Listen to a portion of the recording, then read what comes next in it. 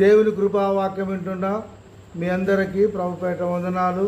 పరిశుద్ధ బైబిల్లో నుండి ఒక వచనాన్ని చదువుకుందాము. మత్తయి రాసిన సువార్త 28వ అధ్యాయము 6వ వచనాన్ని చదువుకుందాము. ఆయన ఇక్కడ లేడు, తను చెప్పినట్టే ఆయన లేచి ఉన్నాడు, రండి ప్రభు పండుకునే స్థలము చూసి. యేసుక్రీస్తు ఆయన శుక్రవారమున 3 గంటలకు తన ఆత్మను తండ్రికి అప్పగించి తన ప్రాణమును వదిలాడు. సాయంకాలమున యేసుక్రీస్తుని సమాధి చేశారు. శనివారం అంతయు ఆయన విశ్రాంతి తీసుకున్నాడు. అలాగే ఆయన లేస్తాడేమో అని చెప్పేసి సమాధికి గొలుసులేసి తాళాలేసి ముద్దెర్లు కూడా వేశారు. కానీ యేసు చెప్పిన మాట మాత్రము ఎవరూ ఆపలేరు. ఆయన లేయకోకుండా ఏ సమాధి ఆపలేదు.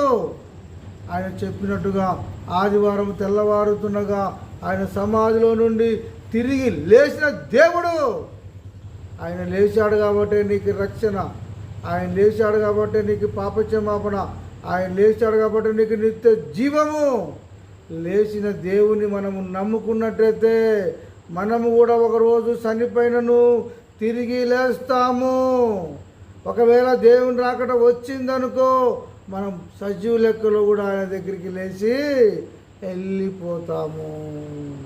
ఆయన జీవము కలిగిన దేవుడు, ఆయన జీవాధిపతి అయిన దేవుడు, ఆయన లేచిన దేవుడండి.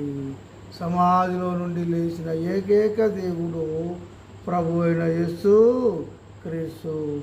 ఆయన నమ్ముకుంటేనే నీకు రక్షణ, ఆయన నమ్ముకుంటేనే నీకు మోక్షము, ఆయన నమ్ముకుంటే ఆయన వలె నువ్వు కూడా తిరిగి లేస్తావని దేవుని ఒక వాక్యము చదివిస్తుంది.